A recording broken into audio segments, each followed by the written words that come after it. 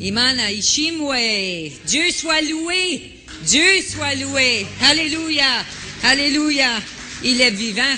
Est-ce qu'on connaît vraiment la puissance de sa résurrection dans nos vies? La parole de Dieu nous dit, plus grand est celui qui vit en nous que celui qui vit dans ce monde. Il vit en nous parce qu'il nous a sauvés. C'est grand la puissance de la résurrection. Le Seigneur fait des choses dans nos vies. On a tous une histoire, des choses qu'on peut dire que le Seigneur a fait dans nos vies qui nous a bénis. Et moi, je voudrais vous dire aujourd'hui que le Seigneur m'a vraiment béni. J'avais le désir dans mon cœur d'un jour aller en Afrique. Et le Seigneur m'a donné le désir de mon cœur 2 ans passés. On se rencontrait un groupe de personnes en prière le samedi soir. Et c'est comme ça que c'est venu, le fait que Domitila a été placée sur ma route. Je pourrais aller en détail de cette histoire, mais le temps est court. Donc, qu'est-ce qui est arrivé, c'est qu'en décembre 2005, j'ai eu le plaisir et l'honneur d'aller en Afrique avec Domitila. On est allé au Rwanda, on est allé au Burundi, et j'étais avec une sœur aussi qui s'appelle Pauline, qui a accompagné Domitila à enseigner la parole de Dieu. Durant mon voyage, j'ai eu le plaisir de rencontrer des gens qui étaient là à la mort et la résurrection de notre sœur. C'était des témoins qui étaient là.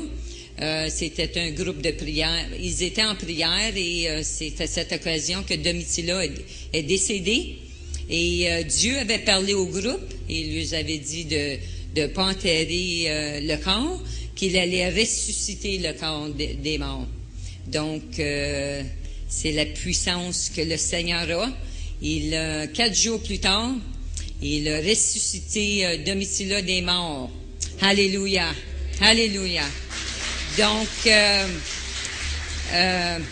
sans plus tarder, je voudrais vous introduire mon amie, ma sœur en Christ, Domitila.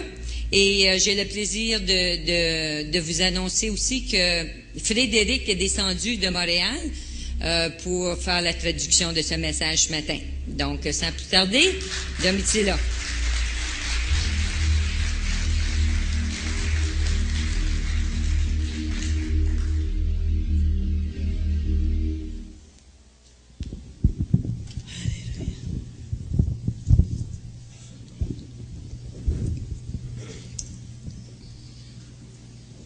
Amen. Amen. Amen. Amen. Mungu awabariki Que sana. Dieu vous bénisse abondamment. Mungu akubariki dada Suzanne. Que Dieu te bénisse, ma sœur Suzanne. Tuna muda kidogo, Nous avons trop peu de temps. hatuna muda mrefu wa kuzungumuza, On n'a pas beaucoup de temps de converser. lakini kabla sijaanza, Mais avant de commencer, ningependa na mimi kuwaonesha mume wangu, j'aimerais d'abord vous présenter mon mari. mume ambaye ninampenda na ananipenda. Et c'est un mari que j'aime beaucoup. Mungu akubariki sana. Que Dieu te Huyu bénisse. ndiye mume wangu ambaye tumeoana tangia ujana wetu, Oh, c'est mon mari. Nous nous sommes mariés depuis notre jeunesse. na mpaka leo tunafanya kazi pamoja. Et jusqu'aujourd'hui, nous travaillons ensemble. Sema haleluya. Hallelujah. Bo, urakie kibisi. Amen. Amen. Bo. Niko na wandugu ambao wananisaidia katika kazi ya Mungu. J'ai des bien-aimés qui nous aident dans le travail de Dieu, Wananiombea, qui prient pour moi, wananivarisha, qui m'habillent. wananishikilia, wananiunga mkono. Et vraiment, ils me soutiennent. Siweze kuwasahau. Je ne peux pas les oublier. Wanaweza kusimama fasi wako. Ils peuvent se tenir debout Kuko tous. wenye wako mbele yangu hapo. Et il y a Mwako d'autres qui mkema. sont devant moi, qui peuvent se lever. Kuko wengine pale. Il y en a d'autres qui sont de l'autre côté. Na kuko wengine Il y pale. a d'autres qui sont là. Wote wenye wako anaweza kufurahi pamoja na mimi. Et tous peuvent se réjouir avec moi. Mungu awabariki. Que Dieu vous bénisse. Asante pastor. Merci beaucoup, pasteur. Ni pasteri wa kwanza kunialika kanisani na hajawahi kuniona na kunisikia. C'est le premier pasteur qui m'invite dans l'église, qui ne m'a jamais vu et qui n'a jamais entendu mon témoignage. Ninawaza Mungu ana mpango mkubwa kwako. Ah, je crois que Dieu a des grands projets pour vous. Amen. Kwa jina naitwa Mama Domitila Nabibone. Par mon nom, on m'appelle Mama Domitila Nabibone. Natoka nchi ya Kongo. Je viens de la République démocratique du Congo. Mimi ni mzaliwa wa Kongo. Et je suis né là-bas. Tangia mwaka 1951. Depuis 1951. Ni hapo nilizaliwa. C'est là que je suis né. Ni hapo nilikomalia. C'est là que j'ai grandi. Nilizaliwa mjamala wa Kristo. Et je suis né dans une famille chrétienne. Nilikuwa na dini yangu mzuri nilipenda sana. J'avais ma religion que j'aimais tant. Niliolewa ndani ya dini katika nyumba ya Mungu nilifanya ndoa. Et je me suis marié dans cette religion et dans la maison de Dieu j'ai fait mon mariage. Mume wangu ndio huyo. Et mon mari c'est celui-ci. Sasa sikia nikwambie. Et écoute, je vais te dire. Leo sikuambia ushuhuda mrefu. Aujourd'hui, je ne te dis pas en long mon témoignage. Lakini nataka kuambia ushuhuda kama vile pasteur anatoka kusema. Mais aujourd'hui, j'aimerais vous dire mon témoignage comme le pasteur vient de le dire. Sitahubiri. Je ne veux pas prêcher. Lakini niko mhubiri vile vile. Aussi, je suis prédicatrice, je prêche. Lakini leo nitakupa ushuhuda tena kwa kifupi tu. Et aujourd'hui, je veux juste te donner le témoignage en bref. Amen. Amen. Uko tayari kupokea? Es-tu prêt pour recevoir? Amen. Amen. Kama unapenda piga mikono Et yako. si tu es content, tu peux bien acclamer pour la gloire de Dieu. Sitahubiri kufufuka kwa Mama Domitila. Je ne prêche pas la résurrection de Mama Domitila. Lakini ninahubiri ufufuo wa Bwana Yesu Mais Kristo. je prêche la résurrection de Jésus-Christ. Yule aliyefufuka kutoka katika wafu. C'est lui qui est ressuscité des morts. Na ni huyo anaendelea kufufua. Et c'est celui-là qui continue à ressusciter. Kama vile Yesu aliwaambia wale wanawake. Et comme Jésus a dit à ces femmes, wakati Lazaro alikufa, quand Lazare était mort, mukiwa na imani mutaona mambo makubwa ya Yesu. si vous croyez, vous allez voir des grandes choses. Haleluya. Yesu Kristo aliyekufa na akafufuka. Jésus-Christ était mort et il est ressuscité. Aligusa mwili wangu. Et il a touché mon corps. Leo niko mzima. Et aujourd'hui, je suis vivante. Siku ine nakufa.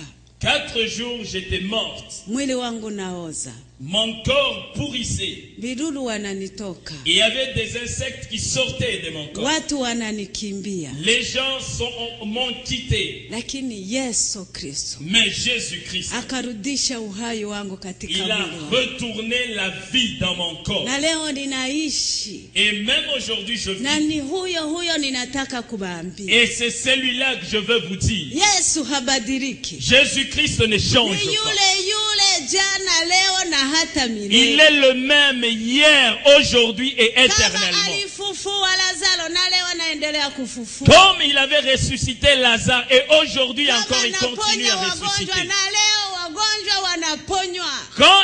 Comme il était en train de guérir les malades, jusqu'aujourd'hui les malades guéris. Vipofu wanaona. Les aveugles voient. Viwete wanatembea. Les paralytiques marchent. Viziwa wanasikia. Les sourds entendent. Ikiwa Yesu anafanya hayo na ataendelea kuyafanya. S'il avait fait ces choses, il va continuer à le faire. Mais ukiwa na imani. Mais seulement si tu as la foi. Mungu hafanye kazi pamoja na wasioamini. Dieu ne travaille pas avec les incrédules. Ngoja nikwambie lele ushuhuda. Attendez, je vais vous dire sur mon témoignage. Mimi nilipozaliwa mjamala wa Kristo. Moi, je suis né dans une famille chrétienne. Nilipenda dini yangu vizuri. J'aimais tant ma religion. Sana kabisa. Vraiment beaucoup. Nikaolewa mu hiyo dini. Et je me suis marié dans cette religion. Lakini nilipoolewa mwaka wa 67. Ok, je me suis marié en 1967. Nilijua niko Mkristo niko naenda mbinguni. Et je croyais vraiment que je suis chrétienne et je vais au ciel. Kila siku nililamkia kumisa. Et chaque jour, je me réveillais et j'allais à Na l'église. nilikuwa natembea na chapeau yangu vizuri sana na fiere yote. Et je me promenais chaque jour avec mon chapelet et vraiment j'étais pleine de moi-même. Na nilikuwa najisifu nasema niko na dini mzuri. Et je me disais à moi-même, en me glorifiant, que j'ai une très très bonne religion. Lakini wokovu wangu umetokea namna gani? Mais seulement mon salut, comment est-il venu? Siku moja tu napumzika nyumbani kwangu. Et un jour, alors que je me reposais dans ma maison, Mimi nalala usingizi kidogo kukiti. je m'assoupissais là dans ma maison, Napata usingizi. j'ai eu un sommeil. Mtu moya nasikia mtu anagonga kumulango wa nyumba yangu. J'ai entendu quelqu'un cogner à ma porte. Mama Domitila, Maman Domitila, fika mbio unifungulie ninataka fais vite et ouvre-moi, je veux rentrer dans ta maison. Katika ndoto nikakimbia nikaenda kumfunga. Dans mon rêve, je me suis levé et j'ai couru pour aller ouvrir. Lakini nataka kufungula mulango. Et quand je voulais ouvrir la porte, Anasema unakoya kunifungulia ulifagia nyumba yako vizuri niingie tusumuke. il m'a dit ceci: tu viens m'ouvrir, est-ce que tu as préalablement nettoyé ta maison pour que j'y entre? Nikageuka nikaangalia ndani. Et je me suis retourné pour regarder dans ma maison. Nyumba mchafu. Et il y avait beaucoup de saleté dans ma maison. Nafasi ya kuweza hata kuikala. Il n'y avait même pas un endroit où je pouvais m'asseoir. Nikasema ndugu siweze kukudanganya nyumba yangu ni mchafu. Alors je lui ai dit, bien-aimé, je ne peux pas te mentir, ma maison est très sale. Akasema kama nyumba yako ni mchafu siweze kuingia. Et il m'a dit, comme ta maison est très sale, je ne peux pas y entrer. Narudia. Et je rentre. Lakini nilikuwa na neno ya kukuambia. Mais seulement j'avais quelque chose à te dire. Wende utafute Biblia. Va chercher la Bible. Soma kitabu ya Petro wa kwanza. Tu vas lire dans 1 Pierre Sura 4, mstari wa 3 hadi 7. de 3 jusqu'au 7. Ule mtu akaenda. Et cet homme est parti. 4 mstari wa 3 mpaka 7. 1 Pierre 4, 3e verset jusqu'au 7e. Akaenda. Et il est parti. Nikashituka. Et j'ai sursauté. Kuangalia mtu hakuna. Je cherchais pour voir la personne, il n'y avait personne. Nikafungua mlango nikakimbia nje. J'ai ouvert la porte et j'ai couru par dehors. Naangalia fasi yote. Et j'ai cherché partout, je n'ai vu personne. Sikuelewa ndoto ile nini. Je n'ai pas compris ce rêve. Nikarudia. Je suis rentré. Sikujua Biblia. Je ne connaissais pas la Bible. Nisema tafaa nini? Je me disais, qu'est-ce que je vais faire? Nikakumbuka kijana mmoja alikuwa akienda kihubiri nyumba kwa nyumba na Biblia yake. Je me rappelais d'un garçon qui allait prêcher de maison en maison avec sa Bible. Sasa nikakumbuka iko na Biblia nikaenda kwake. Comme je me suis rappelé que cet homme avait la Bible, je suis allé vers le garçon. Nikamuuliza, ndugu, Biblia yako muna 1 Pierre 4 verset 3-7. Je lui ai dit, bien-aimé, est-ce que dans ta Bible, là, il y a 1 Pierre 4, de 3 à 7? Akasema ndio. Il a dit, oui, oui. Nikasema nisomee. Je lui ai dit, mais est-ce que tu peux me lire ça? Akasoma. Il m'a lu. Sikuelewa. Je n'ai rien compris. Nikamweleza ndoto yangu. Je lui ai dit mon rêve. Akaniambia ile ndoto uliona. Il m'a dit, le rêve que tu as vu, Hali ile nyumba mchafu haiko ile nyumba una. la maison sale que tu as vue, ce n'est pas la maison où tu habites. Me ni roho yako. C'est ton cœur. Na ile uchafu Et la saleté, ni dhambi zimo ndani. c'est le péché en toi. Na yule mtu Et cet homme, ni Bwana Yesu Kristo. c'est Jésus-Christ. Anagonga ndani ya moyo. Il est en train de cogner à ton cœur. Nikasema ndugu, Et je lui ai dit, frère, mimi niko Mkristo 100%. je lui ai dit que moi, je suis chrétienne 100%. Nilizaliwa mudini. Je suis né dans une religion. Nilikomalia mudini. J'ai grandi dans une religion. Niliolewa mudini. Je me suis marié dans une religion. Na nikifanya dhambi naenda kwa padri. Et toutes les fois que je fais le péché, je veux voir le prêtre. Kwa nini dhambi tena? Pourquoi tu me parles encore de péché? Yule mtu akaniambia, dada, amini neno la Mungu. Et cet homme m'a dit, sœur, Crois à la parole de Dieu. Tubu zambi zako, Yesu aingie ndani mwako. Confesse ton péché et Jésus rentre en toi. Nikasirika nikaenda nyumbani. Je me suis fâché, je suis rentré chez moi. Lakini Mungu alinitafuta. Mais seulement Dieu me cherchait. Haiko mimi nilimtafuta. Ce n'est pas moi qui avais cherché Ni Dieu. Mungu amenitafuta. Dieu me cherchait. Nafika nyumbani nilijaribu kujisaulisha tu. Arrivé à la maison, je voulais juste chasser ces pensées-là. Lakini Mungu hakupenda. Mais Dieu n'a pas voulu. Nikakosa kimya. Oh, j'ai manqué la paix. Nikafagia nyumba yangu. J'ai nettoyé ma maison. Tangia yulu mpaka chini. À partir du haut jusqu'en bas. Nikasafisha, nikasukula vitu. J'ai nettoyé les choses de la maison. Kusudi nyumba yangu ikuwe mzuri. Pour que ma maison soit propre. Mungu hana haja na nyumba yako. Dieu n'a pas besoin de ta maison. Mungu hana haja na kitu kingine isipokuwa roho yako. Dieu n'a besoin d'aucune autre chose que ton cœur. Basi mimi nikakosa kimya, nikaenda kusali. Et j'ai manqué la paix, je suis allé prier. Nikaleta chapelet yangu. J'ai pris mon chapelet. Mara ya kwanza nikaimaliza. Le premier tour, j'ai terminé. Hakuna kimya. Il n'y avait pas de paix à moi. Mara ya pili nikairudilia. Deuxième fois, je retournais, j'ai terminé. Hakuna kimya. Toujours pas de paix. Nikaacha. J'ai laissé le chapelet. Nikaenda kufanya kazi zangu. J'ai vaqué à mes occupations. Nilikuwa niko napiga kule jikoni. J'étais en train de préparer là-bas. Kitu kilishuka ndani mwangu. Quelque chose est descendu à moi. Nikaanza kutetemeka. Je commençais à trembloter. Nikaanza kulia. Je commençais à pleurer. Nikaomba maombi yenye sijawahi kuyasikia. Je commençais à prier comme jamais auparavant. Nikapokea nguvu ya Roho Mtakatifu. J'ai reçu la puissance du Saint-Esprit. Nilipokea Roho Mtakatifu nikiwa dini ya Katoliki. J'ai reçu le Saint-Esprit alors que j'étais encore dans l'église catholique. Mungu akaniambia tubu zambi zako. Et Dieu m'a dit, confesse ton péché. Kutubu ni kuacha.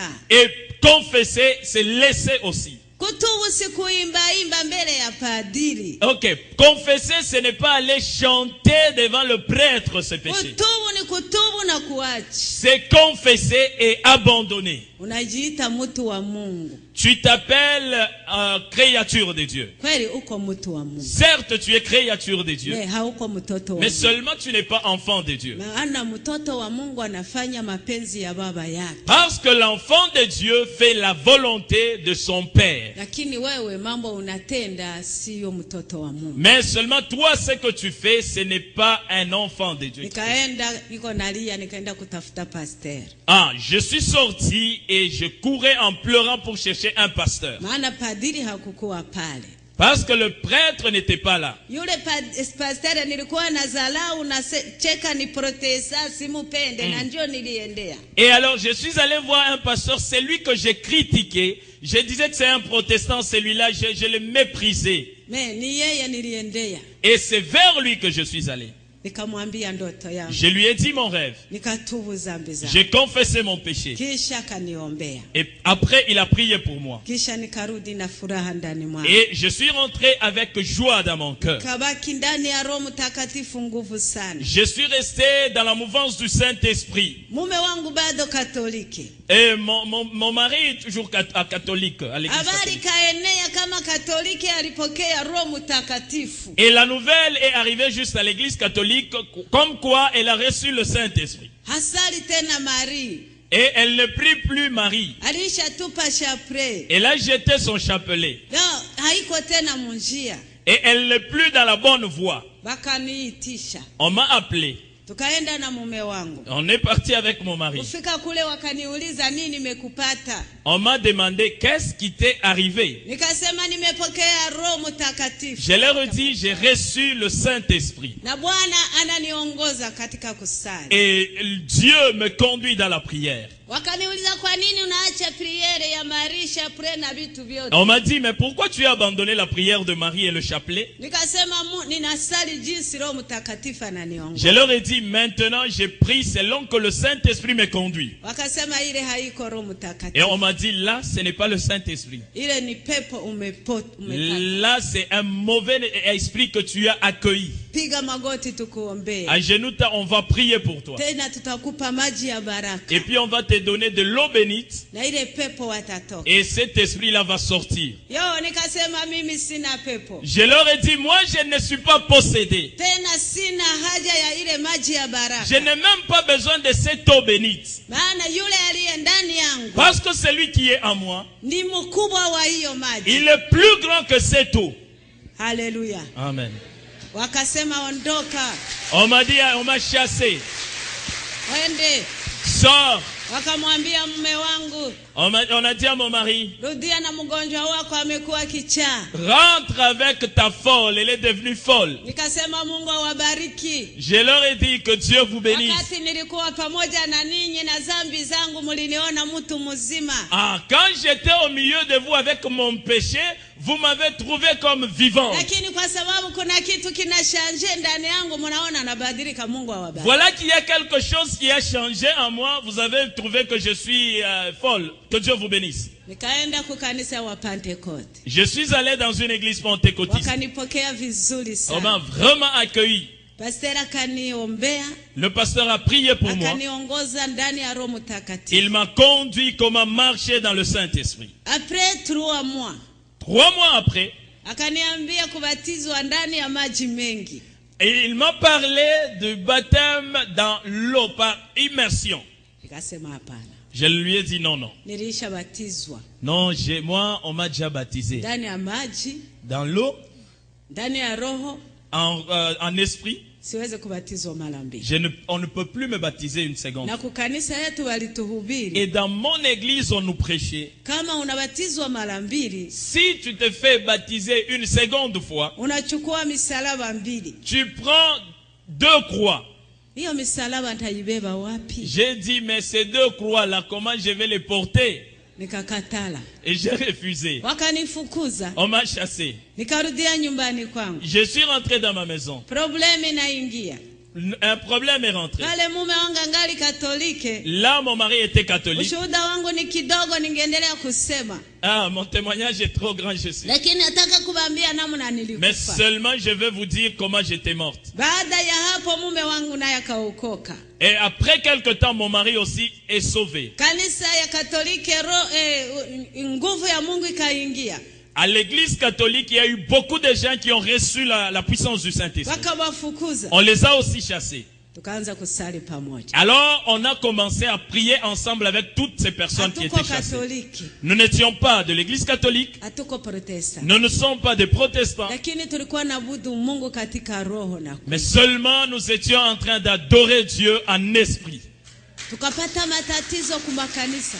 On a eu beaucoup de problèmes avec les églises. Tukaenda kuomba Mungu. On est allé prier. Mungu tuambie tufanye nini? On demandait à Dieu, Dieu, dis-nous ce que nous devons faire. Hii roho ni roho wa Mungu kweli? Alors on demandait à Dieu, Seigneur, est-ce que ce qu'on a reçu, c'est réellement un esprit qui vient de toi? Kwa nini tunapata problème? Mais pourquoi on a beaucoup de problèmes à cause de ça? Tuambie kama sio roho wa Mungu. Dis-nous si ce n'est pas le Saint-Esprit Turudie kwa Katoliki. pour qu'on rentre à l'église catholique. Ama kama kubatizwa mara mbili si zambi, twende kubatizwa. Ou bien si être baptisé pour une seconde fois, ce n'est pas un péché pour qu'on aille. Tukaenda kuomba. On est allé prier. Tulikuwa wengi. Nous étions nombreux. Juma mzima. Une semaine durant. Mungu hakutuambia. Dieu ne nous a rien Hatukuwa dit. na kula wala kunywa. On ne mangeait rien et on ne buvait pas. Tukashindwa, watu wakachoka wakarudia kunyuma. Et nous avons perduré là-bas. Il y a d'autres personnes qui sont fatiguées qui sont rentrées. Tulibakia watu 12. Et nous sommes restés à 12. Wanaume 8. Et il y avait 7 Wanaume 8. oui, 7 hommes. Huit. 8 hommes plutôt. Wanawake 4. Et 4 femmes. Tukaenda kupoli. Et nous sommes allés en brousse. Tukasema hatutakula. Nous nous sommes dit on ne va pas manger. Hatutakunywa. Nous n'allons pas boire. Hatutarudi Et nyumbani. nous n'allons pas rentrer à la maison. Mpaka Mungu atuambie kitu ya kufanya. Jusqu'à ce que Dieu nous dira ce que nous devons faire. Tukaenda. Nous sommes rentrés. Nous sommes partis. Tulienda siku ya kwanza, ya pili, ya tatu. Le premier jour, le deuxième jour, le troisième jour, Tulikuwa kumaombi. nous étions en prière. Mimi sikukuwa mgonjwa, Moi, je n'étais pas malade. lakini pale tulikuwa napiga magoti. Là, on était à genoux. niliona watu wawili wanakuja, J'ai vu 2 personnes venir. watu wazuri, Oh, des merveilleuses personnes. walikuwa na furaha, Ils avaient une joie walikuwa na éclatante. upendo, Ils avaient un amour qu'ils walikuwa pouvaient ressentir. wazuri sana. Ils étaient très beaux. Hawako wazungu, Ils n'étaient pas des blancs. hawako Ils weusi, n'étaient pas des noirs. walikuwa na sura ingine Ils avaient ingine. un visage exceptionnel. Nikaona wanakuja pale, napiga magoti, Ils sont venus là où j'étais à genoux. wananiambia simama twende. Ils m'ont dit, lève-toi, partons. Mimi nikapenda sana kwenda na wao, Moi, je voulais vraiment partir avec eux. kwa sababu niliwaona watu tofauti na watu Parce wengine. que j'avais vu des gens qui étaient particuliers. Nilipotaka kusimama, Alors que je voulais me lever, nikasikia niko kilo sana, je siwezi sentais kusimama. que je pesais beaucoup, je ne pouvais pas. Pale pale nikabambia mimi niko mzito, Juste à cet instant-là, je leur ai dit, moi, je pèse beaucoup, je ne... napima hata kusimama siwezi. Mais j'essaye de me relever, je ne parvenais pas. Waliniambia ngoja kidogo, On m'a dit, attends un peu. nikaona ni kama navala koti kubwa sana J'ai vu comme si j'étais habillé d'un manteau lourd. tena nzito, nikaona wanaiangusha chini. Et tout d'un coup, j'ai vu comme on m'a enlevé ce manteau-là, on l'a laissé. Ilipoanguka chini, Et quand ce manteau est tombé, nikajisikia mwepesi. je me suis senti très légère. Mara moja tukaenda na wao. Et tout d'un coup, on a commencé à partir avec eux. Sikujua ninakufa, Je n'ai pas su que j'étais morte. niliona acha koti yangu, J'ai vu simplement que j'ai laissé un manteau là. kumbe hii mwili ni kama koti. Alors que ce corps, c'est comme un habit.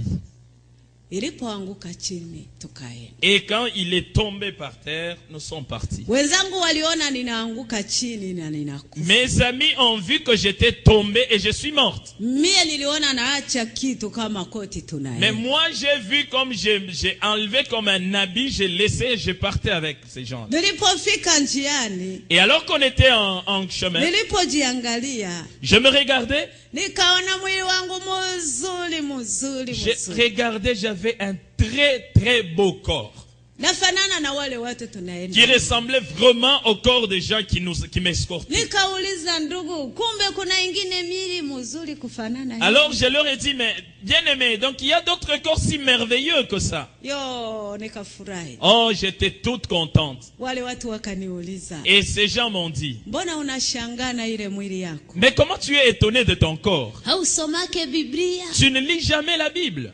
Nikasema mimi sijui kusoma Je Biblia. leur ai dit, moi je ne sais pas lire la Bible. Wakasema unasema kweli. Ils m'ont dit, tu dis vrai. Mtu hasome Biblia Celui qui ne lit pas la Bible, hawezi kujua mambo ya il mbinguni. ne peut pas connaître les choses d'en haut. Lakini ungekuwa unasoma Biblia kila siku, Mais seulement si tu lisais la Bible chaque jour, ungekuwa umeshasoma kitabu ya Wakorinto wa kwanza certainement tu serais déjà en connaissance de livre de 1 Corinthiens, sura ya 15 15e chapitre, mstari wa 40. 40e verset. Ungejua kama kuna miili ya mbinguni na miili ya dunia. Tu saurais déjà qu'il y a un corps glorieux céleste et un corps terrestre.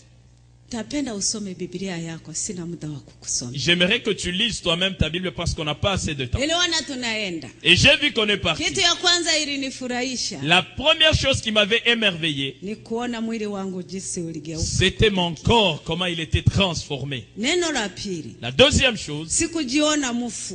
je ne me voyais pas comme un mort. Nilikuwa na akili. J'avais toute ma conscience et mon intelligence. Nilizungumza na wale watu. J'ai parlé avec ces gens-là. Waliniuliza maulizo nikawajibu. Ils me posaient des questions et je répondais. Na mimi niliwauliza maulizo wakanijibu. Moi, je posais de même des questions, ils me répondaient. Nilijua tunatoka muinchi na tunaenda tuko munaenda muinchi. Et je savais qu'on a quitté un endroit et on allait vers un autre endroit. Nataka kukuambia J'aimerais te dire, kama uko Mkristo si tu es chrétien, kweli kweli, vraiment chrétien, usiogope kufa. ne crains pas la mort. Kufa ni kubadilika kidogo. La mort, ce n'est pas comme la mort, c'est juste un changement. Kuacha mwili hii na kuvikwa mwili wa utukufu. C'est juste laisser ce corps et habiller le corps de gloire. Amen. Amen. Na baada ya maisha haya kuna maisha mazuri huko mbele. Et après cette vie, il y a une très belle vie. Lakini kuyapata ni kuwa umefanya kitu hapa duniani. Amen. Pour recevoir cette vie, il faut agir sur cette terre. Uanze hapa. C'est commencer ici. Niliona wananipeleka. Et j'ai vu comment amener. Yo wananifikisha mu inchi. Oh, on m'a amené dans un pays. nchi mzuri. Oh, c'était très très beau pays. Sijui nikwambie nini. Oh, je ne sais pas comment te l'expliquer. Niliangalia nikashangaa. Quand je regardais, j'étais tout étonné. Niliangalia hiyo nchi nikawauliza wandugu, nchi nzuri hivi namna hii ni nchi gani? Quand je regardais, j'ai dit à ces gens qui m'escortaient, mais un très très beau pays, c'est quel pays ça? Wakaniambia, hii nchi unaona. Ils m'ont dit, le pays que tu Ni vois. ile nchi wanawaambia kila siku mbingu mbingu mbingu njoo. C'est ce qu'on vous parle chaque jour, le ciel c'est ici. Yo, Biblia ni neno la Mungu. Bien aimé, la Bible c'est la parole de Dieu.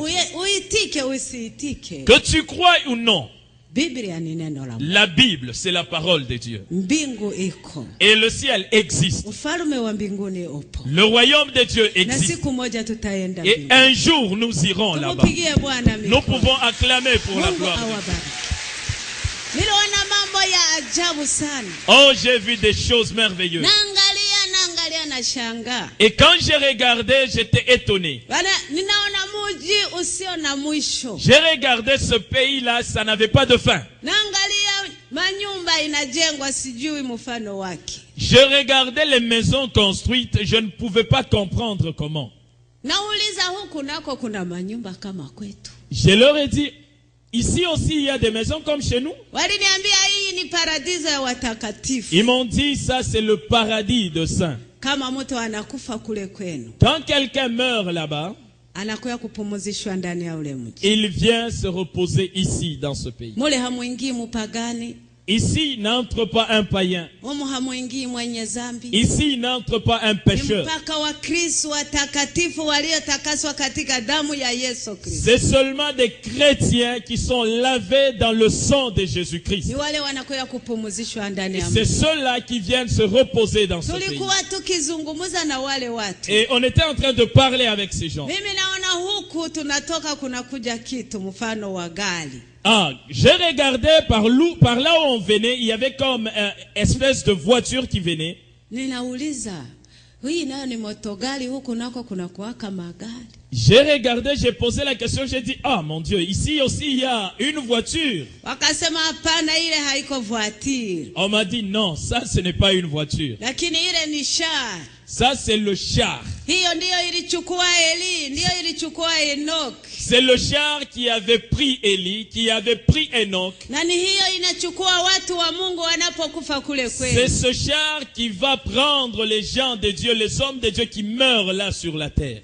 Lakini hailete mpagani, Seulement ça ne prend pas des païens. hailete mwenye zambi. Ça ne peut pas amener ici un Mpaka pécheur. Mkristo mtakatifu. C'est seulement un chrétien saint. Nikasema mimi niko Mkristo. Je leur ai dit, moi aussi je suis chrétien. Na nilishabatizwa. On m'a déjà baptisé. Kwa nini hamukunileta na ile J'ai shara? dit, mais pourquoi vous ne m'avez pas amené ici avec ce char-là? Wananiambia wewe hauwezi kuja na ile On m'a shara. dit, toi, tu ne peux pas, on ne peut pas t'amener ici avec ce char. Maana ungali utarudia kule kwenu. Parce que toi, tu dois rentrer là chez vous. Kani haiwezi kuleta mtu kama wewe. Parce que ça ne peut pas amener ici un Maana homme comme hujakuwa toi. mtakatifu mbele ya Mungu. Ah, seulement quand tu deviendras sainte devant Dieu. Tulikuwa tukizungumuza. Et là, on était en train de Ile parler. gari inaingia ndani ya ile mji. Et ce char est rentré dans ce pays. Ndugu, nasikia nyimbo. Oh, j'ai écouté, on chantait. Nasikia vigelegele. Oh, on était en train de faire des Nasikia youyou. sijui makitali ya namna Oh, il y gani. avait des instruments, je ne sais pas de quel genre. Yo, nafurahi ndani ya moyo wangu. J'avais une très grande joie dans mon Nataka cœur. nione wale watu wanaimba na wanapiga makita ya namna Je gani. voulais voir ces gens-là qui chantaient et qui jouaient aux instruments. Lakini hawakupenda niingie. Mais seulement on n'a pas voulu que j'y entre. Wakanisimamisha mbele ya mlango. On m'a arrêté Wa juste mji.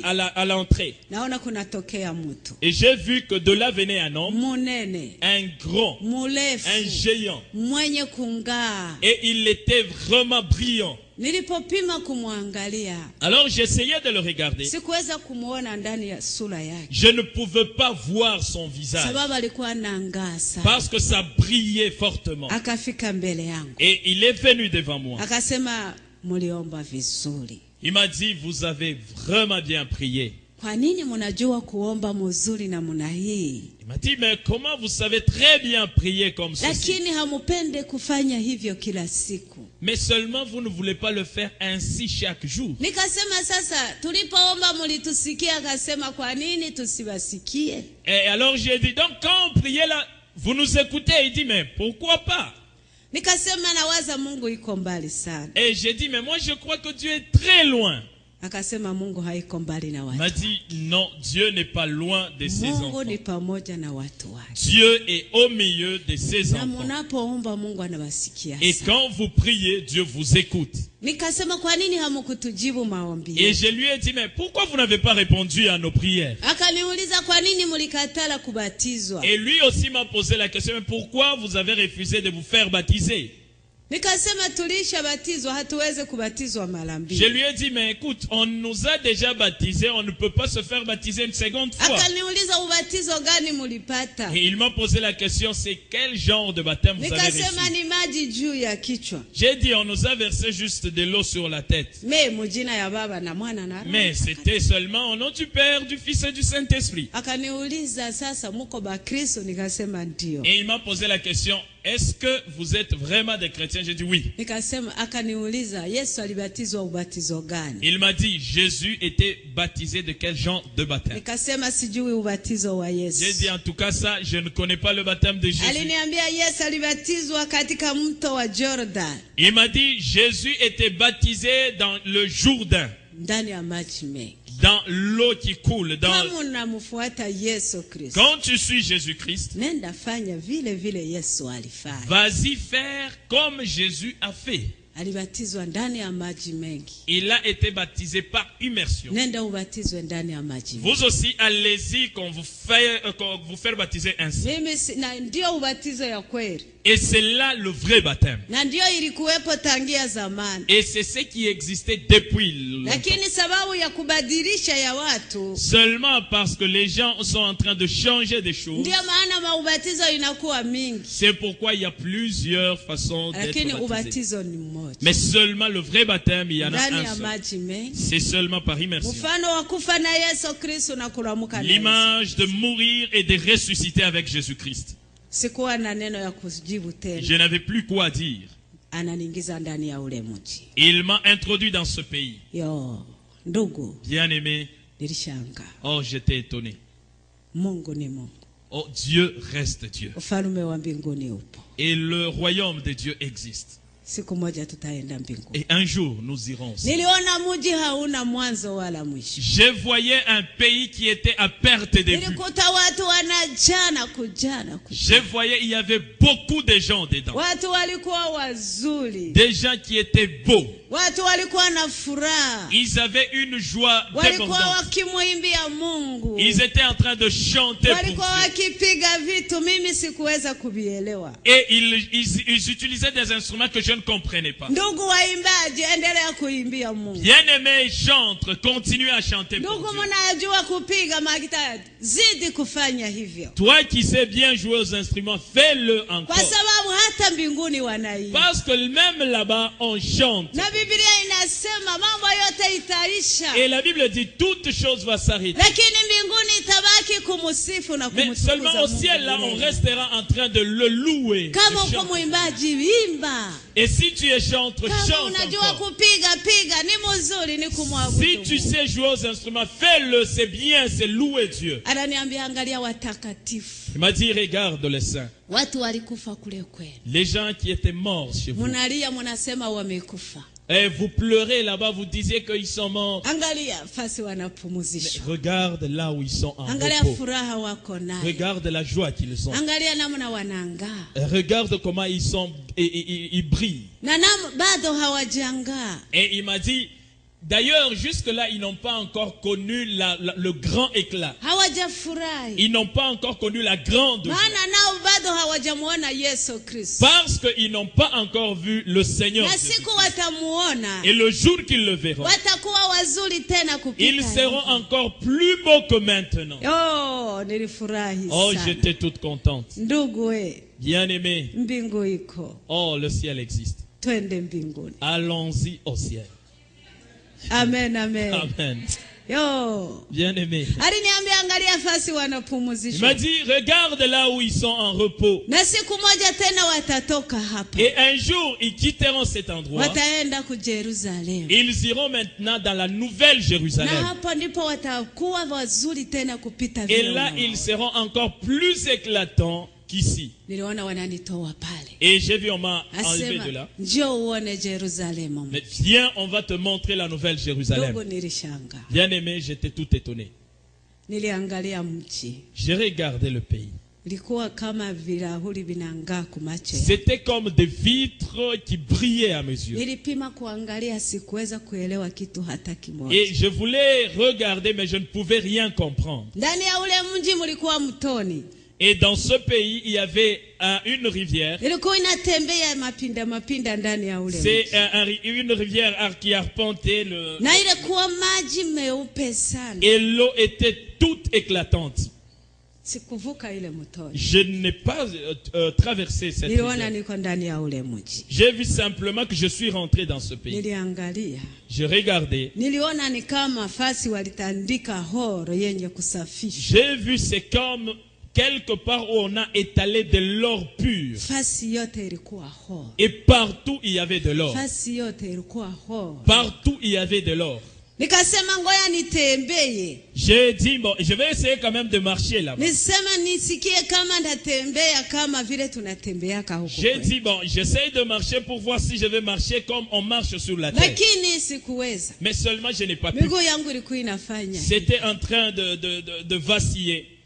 Waliniambia wewe hauwezi kutembea ndani ya mji huo. On m'a dit, toi, tu ne peux pas marcher dans ce pays. Maana hakuna mtu alishatembea Parce que ndani ya mji. personne n'y est déjà entré. Hapa ni hapo Mungu alishatengeneza juu ya watakatifu. Là, c'est l'endroit que Dieu a préparé pour les saints. Hapa ndipo Mungu ataishi pamoja na Yesu Kristo na watakatifu milele na milele. C'est ici l'endroit où Dieu vivra avec Jésus-Christ, avec tous les saints. Na hapa patakuwa furaha isiyo na mwisho. Et il y aura une joie sans fin. Tumewekewa makao mazuri. Amen. Haleluya. Amen. Tumewekewa makao mazuri. Et on nous a déjà préparé un bon endroit. Biblia ni neno la Mungu. La Bible, c'est la parole de Dieu. Utayaona siku moja. Un jour, tu verras ça.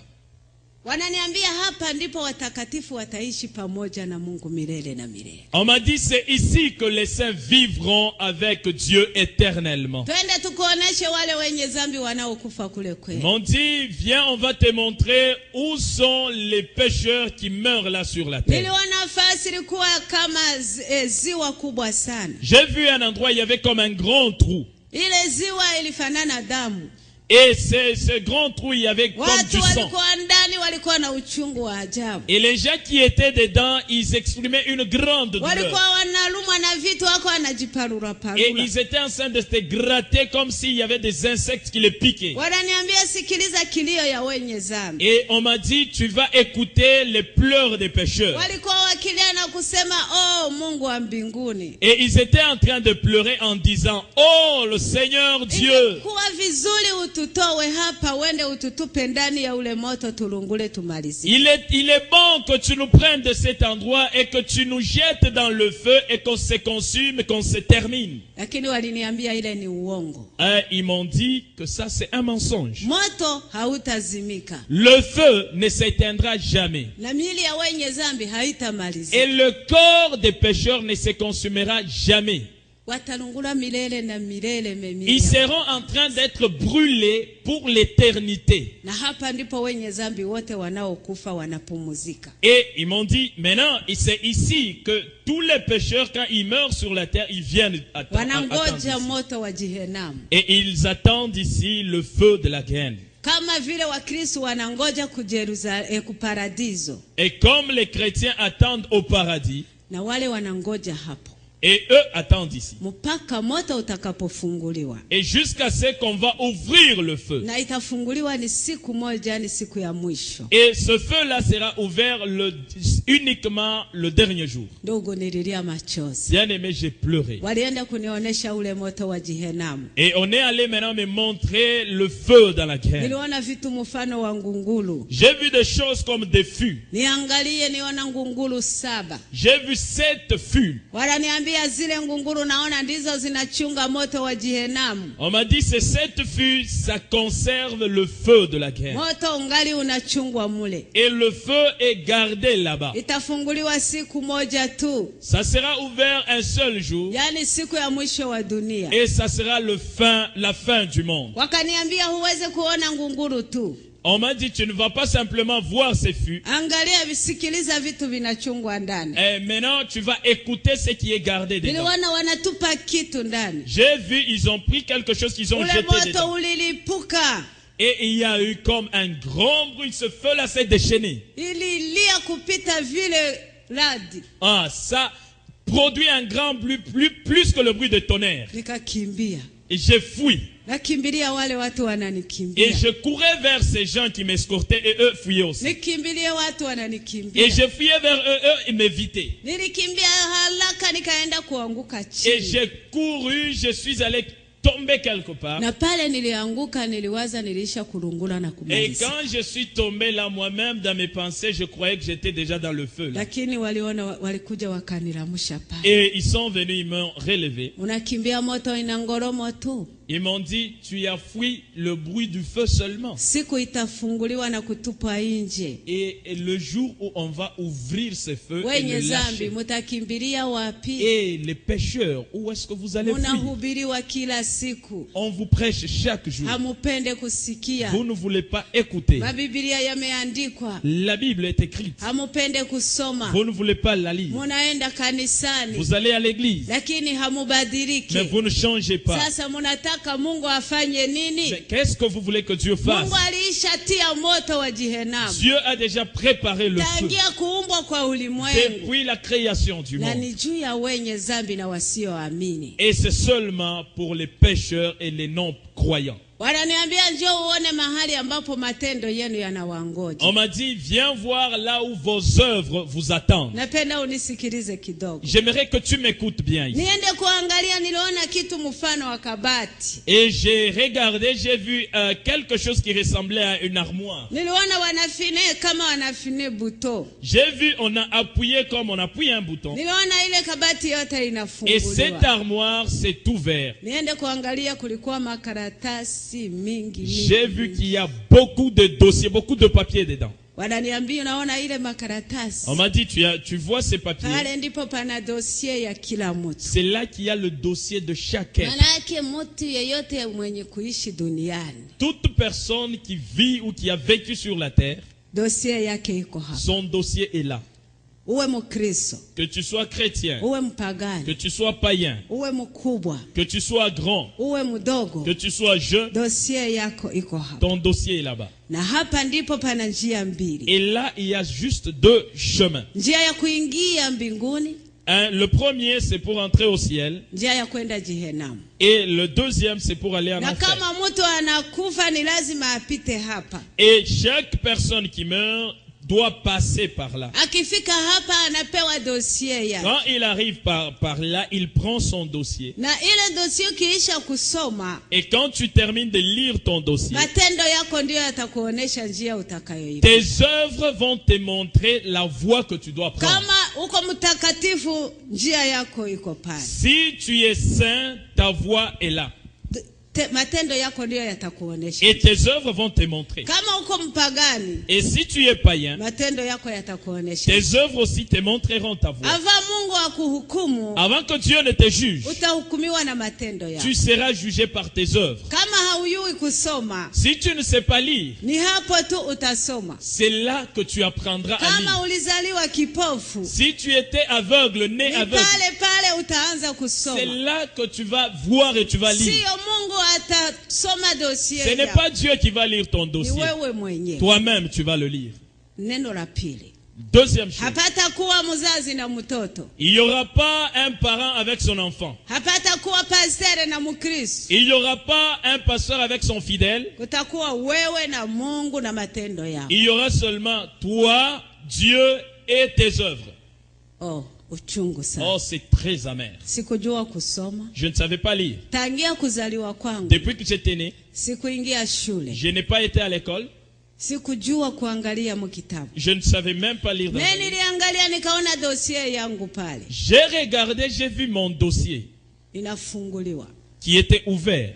Nikasoma. J'ai lu Mama Domitila. Maman Domitila. Chini ya jina langu. Et en dessous de mon nom, Matendo yangu yo. toutes mes œuvres, Tangia ujana wangu. depuis ma jeunesse, Mpaka ile siku. jusque ce jour-là. Nilipoangalia nilianza kutetemeka. Et je regardais, je commençais à trembloter. Nikaanza kulia. Je commençais à pleurer. Nikaangalia chini nisisome dossier Je yangu. voulais éviter le dossier de mes yeux pour regarder en bas. Niangalie dossier yangu iko Et pale. je regardais en bas, le dossier était encore là. Nikasema niangalie nyuma niache kusoma Je dossier voulais yangu. encore regarder par derrière, juste pour que je ne lise pas. Niangalie dossier yangu iko kila mahali. J'ai regardé et partout mon dossier y était. Nikaanza kulia machozi. J'ai commencé à pleurer amèrement. Nifanye nini? Qu'est-ce que je dois faire? Angalia zambi zangu zimekwisha kuandikwa. Et regarde mon péché, mes péchés sont déjà écrits. Nitafanya namna gani kusudi nisamehewe zambi Qu'est-ce que zangu? je dois faire pour que je reçoive le pardon?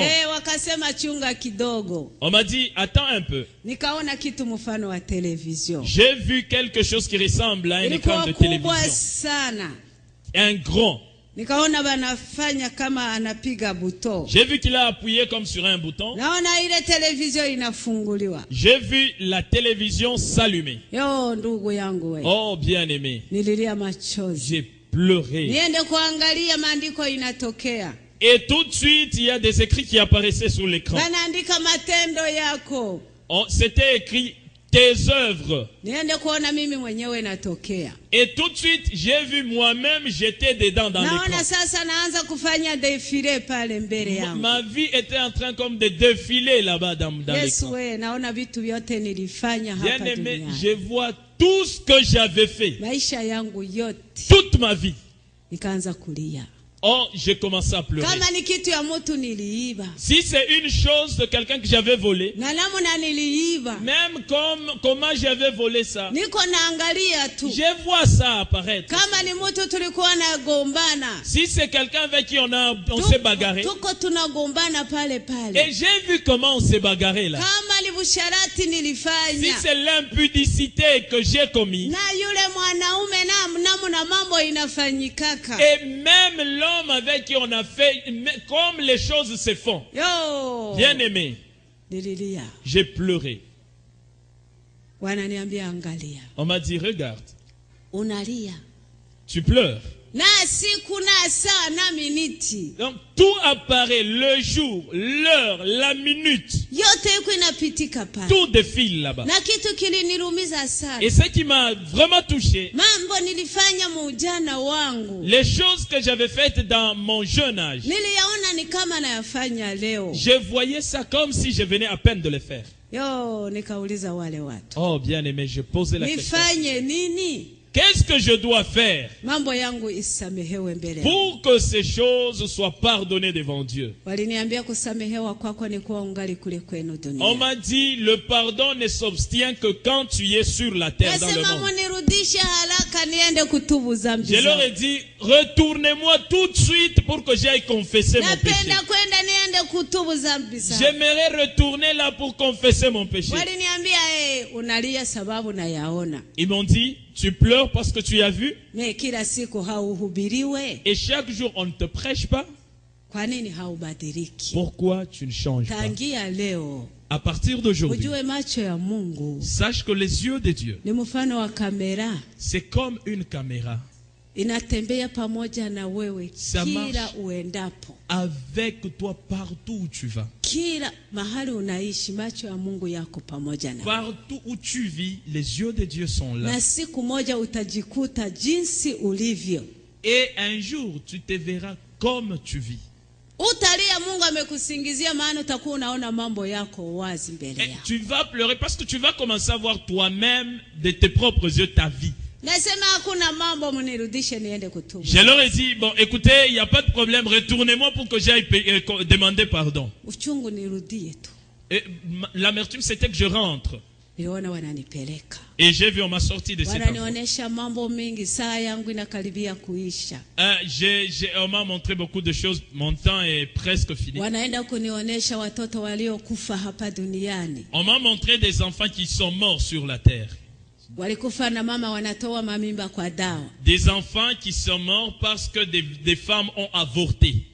Wamama mnaotoa mamimba, Bien aimés, les mamans qui avortent, iwe ni dhambi mbele ya Mungu. sachez que c'est un péché devant Dieu. Wale watoto wako mbinguni, Et ces enfants sont au ciel. lakini wanakuchunga na madawa kila siku na kunywa kutoa mamimba. Ils t'attendent avec les produits que tu as utilisés pour provoquer l'avortement. Ni mubaya na ni dhambi na ni kuua. C'est un péché et c'est tuer. Kama uko Mkristo haifai ufanye mambo ya namna Et hiyo. si tu es chrétienne, tu n'es pas censé faire cela. Siku moja utasamba na watoto wako. Et un jour, tu vas être en jugement avec ces enfants. Walienda kunionyesha madini ya watu hapa On duniani. m'a montré les religions des gens sur la terre. Namna tuko na mambo ambayo haimpendeze Mungu. Comment nous avons des choses qui ne plaisent pas à Dieu. Watu wanagawanyika makundi makundi. Les gens se divisent en dénominations, en deux groupes.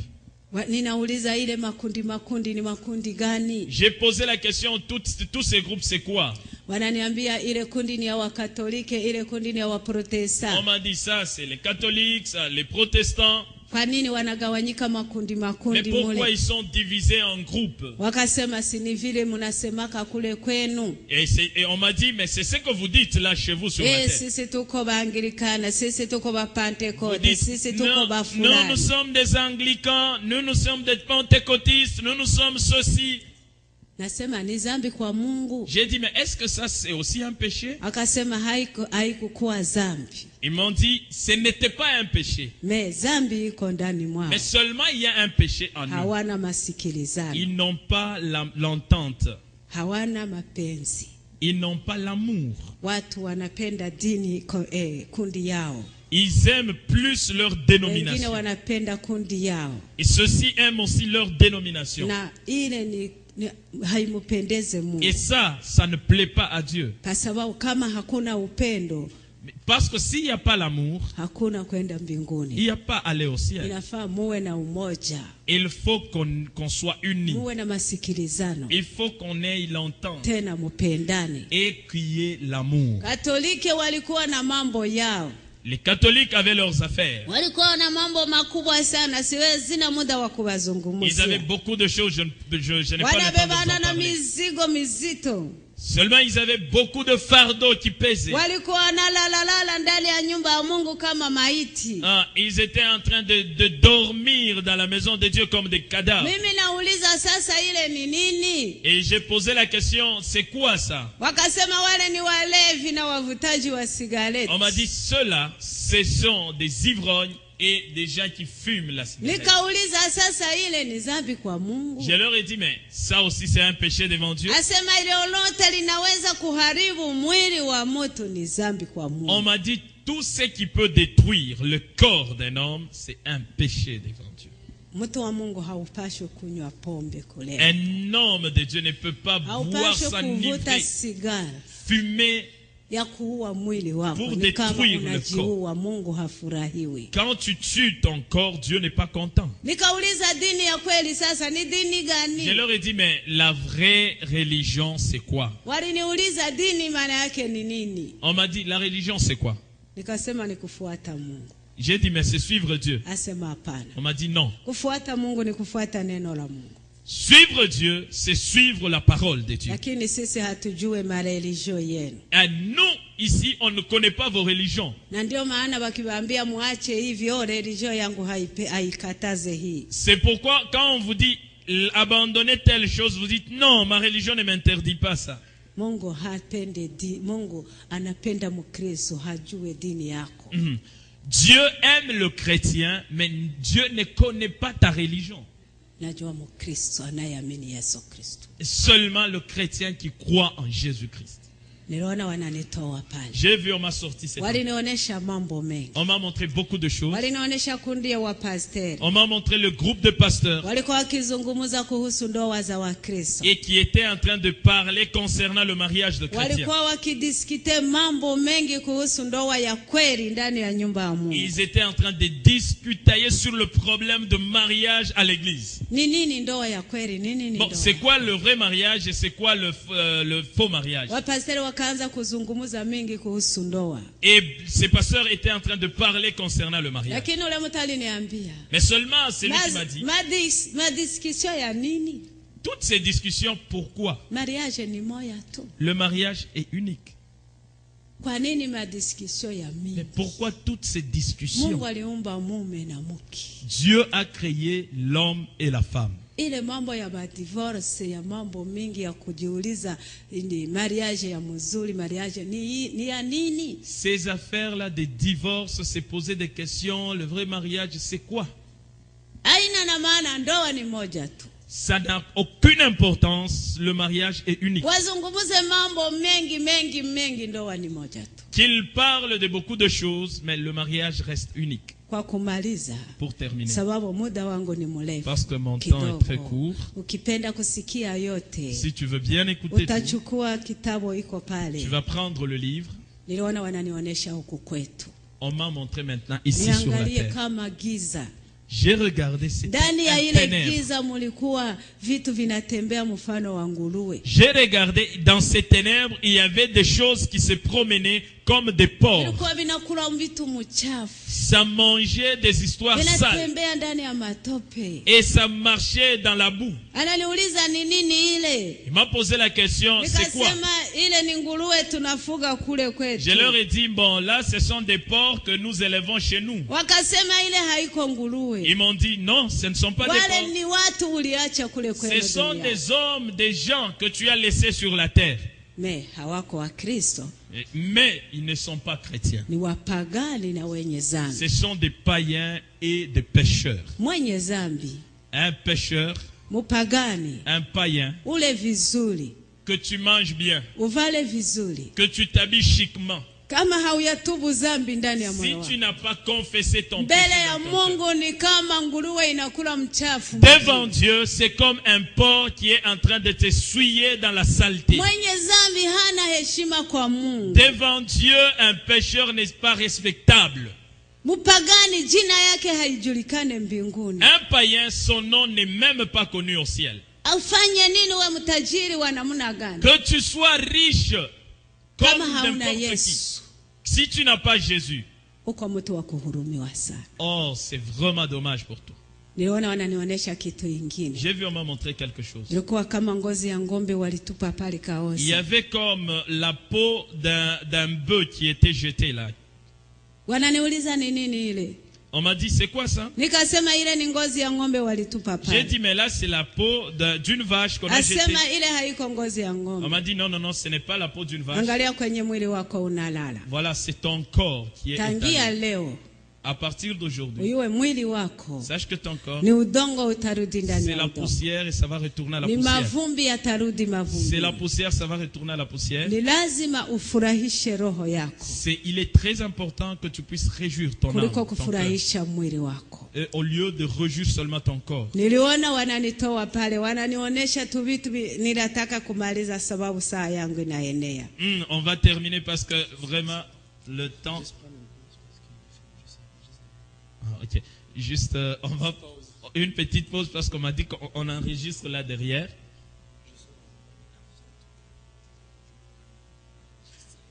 Tu peux reprendre. Dis-lui qu'elle peut reprendre où est-ce qu'elle était.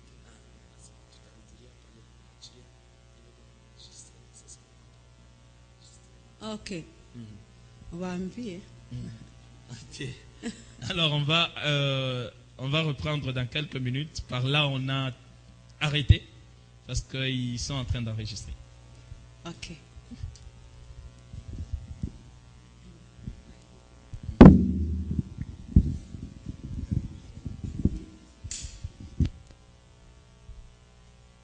C'est bon? Amen. Amen. Msiogope namaliza. Ah, ne craignez pas, j'ai terminé. Msiogope, saa zingine saa yenu imeenea. Peut-être votre temps c'est déjà... Sasa ni pale mimi nikaona bananionyesha mwile giza mulikuwa matala kidogo kidogo sawa vile unaona hapa. Quand j'ai regardé dans ces ténèbres qui étaient au fait la terre, j'ai vu qu'il y avait des petites lumières qui brillaient. Mimi nikauliza, ile matala kidogo kidogo inawaka ndani ya giza. J'ai posé la question. Alors ces petites lumières-là qui brillent dans ces ténèbres, c'est quoi? Wananiambia ile unaona matala kidogo kidogo yanaangaza ndani ya giza ni Wakristo wanaishi duniani. Ils m'ont dit, les petites lumières que tu vois dans ces ténèbres, ce sont les chrétiens qui vivent dans le monde. Amen. Amen. Mkristo mahali ulipo, chrétien ou chrétienne là où tu es, Mungu anakuona kama nuru inaangaza ndani ya giza. Dieu te voit comme la lumière qui brille dans les ténèbres. Wakati tunaomba Mungu, Quand nous prions Dieu, ndani ya kweli, dans la vérité, katika uhaki, dans la vérité, Mungu anatuona kama nuru inaangaza ndani ya giza. Dieu nous voit comme la lumière qui éclaire dans les ténèbres. Akaniambia Mkristo mahali alipo, Et il m'a dit, le chrétien là où il est, Mungu anamuona kama nuru, kama taa Dieu ya le kuangaza. voit comme la lumière, comme une lampe. Hata ukuwe nyuma ya mwingine, Même si tu es derrière quelqu'un, hata ukuwe katika nyumba haina taa, même si tu habites une maison non éclairée, lakini uko ndani ya Yesu, mais tu vis en Jésus-Christ, Mungu anakuona mtu wa heshima. Dieu te voit un homme respectable. Haleluya! Amen. Oh, Wow. Mungu akubariki sana. Que Dieu vous bénisse. Na ndio abondamment. maana neno la Mungu linasema, C'est pourquoi la parole de Dieu que j'ai dit, wakati kanisa litaenda mbinguni, quand l'église sera enlevée, wakati Yesu anachukua kanisa lake, quand Jésus-Christ va enlever son église, giza itaingia katika dunia. les ténèbres vont envahir la terre. Hatutaenda na kura. Nous n'irons pas avec l'électricité. Kura itabakia. L'électricité va Lakini rester. Biblia inasema giza itaingia. Mais la Bible dit qu'il y aura des ténèbres. Kwa sababu kanisa la Kristo limeenda. Parce que l'église sera enlevée. Maana sisi ni nuru ya ulimwengu. Parce que nous sommes la lumière du Na monde. ndio maana hatuwezi kujikamata jinsi tunapenda. C'est pourquoi nous ne pouvons pas nous conduire comme nous voulons. Maana tunapaswa kuangazia dunia Parce que mzima. nous devons éclairer pour tout le monde. Neno la Mungu linasema batabaangalia kwa matendo yenu, kwa mwenendo wenu.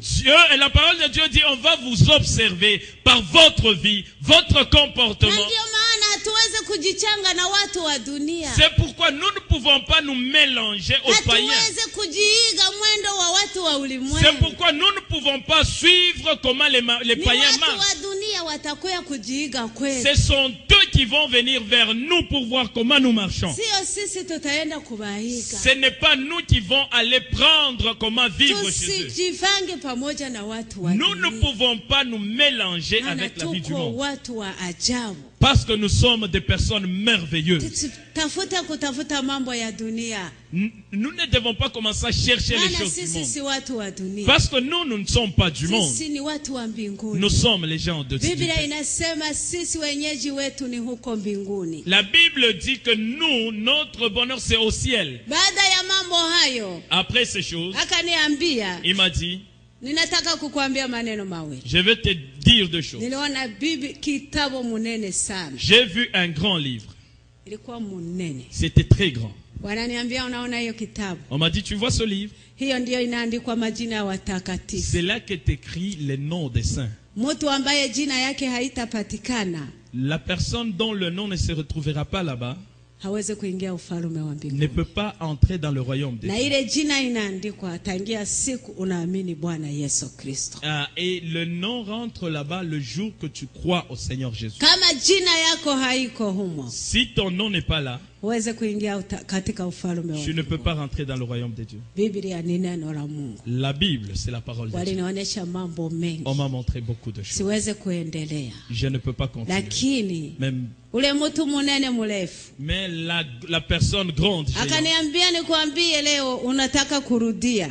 elle m'a dit, je te dis aujourd'hui comme tu vas rentrer, Wende uambie batu. va dire aux gens, usiongeze mambo uliona, n'augmente pas à ce que tu as vu. usipunguze, Ne diminue pas ce sema que tu jinsi as vu. uliona. Mais dis exactement comme tu l'as vu. Neno ya pili, ambia watu, Et deuxième chose que tu diras aux gens. baada ya maisha mko nayo kule, Après la vie que nous avons ici, kuko maisha ingine il y mbinguni. a une autre vie aussi. Maisha ya aina mbili, Et il y a deux sortes de vie. maisha mzuri, La bonne vie maisha mbaya. et la mauvaise vie. Lakini kupata ile maisha mazuri Et pour recevoir cette bonne ni vie, kuyatafuta ungali hapa duniani. c'est rechercher ça aussi longtemps que tu es sur la terre. Ukitaka kuishi maisha mzuri mbinguni, Si tu veux avoir une bonne vie là aussi, tubu dhambi zako, confesse ton péché. amini Yesu Kristo, Crois en Jésus-Christ. tembea katika mapenzi ya Mungu. Marche selon la volonté de Dieu. Usipopenda, Si tu ne veux pas, jehanamu na kungoja. la guerre t'attend. Neno la tatu, La troisième wendo chose, waambie batu, va dire aux gens, kama unataka kuomba Mungu, si tu veux prier Dieu, usiombe chapre, ne prie pas le chapelet. usiombe mjina ya mtu Ne mwingine, prie Mungu. pas au nom de quelqu'un d'autre. Awe mtakatifu Que mbinguni, ça soit un saint au ciel. usiombe mjina ya mtu fulani. Ne prie pas au nom de quelqu'un. Neno la tatu, La troisième chose, usipige magoti yako mbele ya sanamu. ne t'agenouille pas devant les idoles, devant des représentations. Kama unataka kuomba Mungu, Quand tu veux prier, omba Mungu Baba katika jina la Yesu. demande à Dieu au nom de Jésus. Kama Yesu hakuna, Si Jésus n'y est pas, hakuna kitu. il n'y a rien. Uwe na vyote, Que tu aies tout. me kama Yesu haiko katika maisha yako, Si Jésus n'est pas dans ta vie, maisha yako ni ya kipovre. oh, ta vie, c'est la vie des pauvres. Nikauliza mtu ule J'ai posé la question. munene mrefu, Celui qui était grand, géant. nikamuuliza wewe ni nani? Je lui ai dit, mais toi, c'est qui? Akaniuliza kwa nini unataka kunijua? Il m'a dit, mais pourquoi tu veux me connaître? Nikasema nataka kujua Mungu iko wapi, Je lui ai dit, mais je veux connaître où est Dieu. maana nina neno ya kumuuliza. Parce que j'ai quelque chose à lui dire. Akasema sema, Mungu Il m'a atakusikia. dit, mais parle seulement, Dieu va t'écouter. Nikasema mulisema hapa ni mbinguni, J'ai dit, mais vous avez dit qu'ici c'est le ciel. nataka kuona Mungu, nimwambie neno Je veux moja. absolument voir Dieu et que je lui dise quelque chose. Akasema sema, Mungu Lui m'a atakusikia. dit, non, non, non, non, non, parle, Dieu va t'écouter. Nikasema J'ai nataka dit, kuona. non, non, non, il faut que je le voie. Ule mtu aliniambia, Cet homme a dit, Biblia inasema la Bible dit, kama mtu ameniona mimi, quand quelqu'un me voit, amemwona baba yangu. il voit le Père. Haleluya, Amen. haleluya. Amen. Oh, nikasema wewe ni Yesu Kristo mwana wa Mungu. J'ai dit, donc toi c'est Jésus-Christ le Fils de Dieu. Nikaanza kuomba, J'ai commencé à prier. nikasema nina neno moja tu, Je lui ai dit, j'ai juste quelque chose à demander. mimi sina mtoto, Je n'ai pas d'enfant. lakini naomba Mungu anipatie mtoto. Que Dieu me donne un enfant. Akaniuliza hiyo tu, nikasema Il hii, m'a dit, mais c'est juste ça. J'ai dit, oui, juste ça. na ndio ilikuwa napenda nione Mungu nimwambie, Et c'est ce que je voulais voir Dieu pour le lui dire. maana sikuwa na mtoto. Parce que je n'avais pas d'enfant. Akasema okay. Il m'a dit, ok. Alinionyesha mambo mengi, Il m'a dit beaucoup de choses. siyasemi. Je n'ai pas dit ça. Kama unapenda usome kitabu. Si tu veux, tu vas lire le livre. Ule mtu munene akaambia wale watu wawili walinipeleka, Et cet homme grand géant a dit aux deux personnes qui m'extorquaient. mumukamate sasa mumurudishe. Il m'a dit, ok, vous l'amenez maintenant, vous la retournez. Nikaona wananikamata na nguvu, Ils m'ont pris de force. nililia sana, J'ai pleuré. sikupenda Je kurudia, ne voulais pas retourner. lakini walinikamata kama vile polisi inavyochukua watu. On m'a pris comme la police tenaille les gens. Sababu nilikatala na nilikuwa nakatala kabisa, Parce que j'ai refusé, je ne voulais pas retourner. lakini walinikamata na nguvu Ils m'ont yote. pris de force. Naona wananirudisha On m'a retourné. mpaka pale niliacha koti yangu, Jusque là où j'avais laissé mon manteau. ilikuwa inalala pale, C'était là étalé. sikupenda hata Je kuiangalia. ne voulais même pas regarder ça. Iwa nakiona Je voyais ça très laid. sipende hata kukiona, Je ne voulais même pas regarder à ça. lakini kuniingiza ndani yake Mais pour m'introduire dedans. ilikuwa vita Mais kabambi. c'était toute une lutte. Wananikamata na nguvu On m'a yote, pris de force. ilikuwa vita J'ai kabambi. lutté. Me kwa sababu walikuwa wawili tena wana nguvu, Mais parce qu'ils étaient à deux et ils avaient vraiment la force, wananiingiza na nguvu yote. ils m'ont introduit des forces. Mara moja nikalamuka. Et tout d'un coup, j'ai regardé, j'étais ressuscité. Niangalie. J'ai regardé. Yo. Oh. Haleluya. Amen. Oh, Mungu mzuri ndugu. Dieu est merveilleux, bien-aimé. Nilikuta mwili wangu naanza kuoza. Mon corps pourrissait déjà. Fasi yote ya kufunikwa, fasi yote ilikuwa inaanza kutoa madudu. Partout on avait bouché parce que partout ça puait déjà. Ça sortait des insectes. Nasikia vitu vinatembea. Et je sentais des choses se promener sur mon corps. Siwezi tena kusema. Je ne pouvais pas parler. Nilikuwa naganga tu. J'étais en train de crier seulement. Mungu we. Mungu ni Mungu ndugu. Dieu reste Dieu. Kitu ya pili iliniuzikisha. La deuxième chose qui m'avait... Niliona nalala ndani ya nyumba chini. J'ai vu que j'étais dans la maison étalée. Walishanifunika drap ya mweupe. On m'a déjà couvert d'un drap blanc. Watu walishanikimbia. Et les gens fuyaient déjà. Sababu mwili wangu naanza ninuka. Parce que le corps puait déjà. Watu wamekuwa pembeni kule nje. Et les gens étaient loin là à Ninaangalia napiga kelele. Et j'ai crié. Kama vile nilikuya niko na katala kuingia ndani ya mwili niko nalia na nililamuka niko nalia. Ah, ok. Comme en revenant, j'étais en train en fait de lutter et j'ai crié pour ne pas revenir. Et quand je suis ressuscité avec ces cris-là. Watu walikuya wako wanasikia napiga kelele. Et les gens ont écouté seulement, j'ai crié. Sikuona wale watu tena. J'ai pas vu ces gens-là. Naona watu wanakuja wako wanalia. Et les gens venaient pour en Mtu wa kwanza alikuja kuniangalia kunipokea ni mume wangu. La première personne qui est venue et qui m'a accueilli, c'était mon mari. Hata kama nilikuwa nanuka lakini hakuweza alijiforce. Même comme je puais, il ne pouvait pas me laisser, il s'est forcé, il est rentré. Alionesha kameme kama pendo kidogo. Il a montré vraiment un amour. Amen. Nikalamuka. Et je suis ressuscité. Ilikuwa mambo. C'était un grand. Nikauliza ni nini hivi? Et j'ai dit mais c'est quoi? Wakasema siku ine ulikufa. On m'a dit mais tu étais morte 4 jours durant. Kwa nini hamukunizika? Je leur ai dit mais pourquoi vous ne m'avez pas enterré? Tulikuwa naomba. On était en train de prier. Nilikufa tuko kupoli. Oh, j'étais morte quand on était en brousse. Wakanitoa kule. On m'a sorti de là. Wakanirudisha nyumbani kusudi waende kunizika. On m'a retourné à la maison pour aller m'enterrer. Lakini katika kuomba Mungu akasema msifanye kitu juu ya mwili wake. Et pendant qu'il priait, Dieu a dit ne l'enterrez pas. Mumwachie pale. Laissez-le là. Nimemubeba. Je l'ai prise. Nitamurudisha. Je vais la retourner. Na ndio maana hawakunizika. Et c'est pourquoi on ne m'a pas enterré. Lakini nililamuka ilikuwa vita kabambi. Oh, quand je me suis levé, c'était une grande lutte. Wale watu wote 11 walitaka kuwaua. Et toutes les 12 personnes avec qui on était en prière, on voulait les tuer. Muliua mtu na sasa mnakatala kumuzika. Oh, parce que vous avez tué quelqu'un en brousse là où vous étiez supposé aller prier et vous ne voulez pas l'enterrer. Et il commence à puer même. Et c'était une lutte. Et Dieu m'a retourné.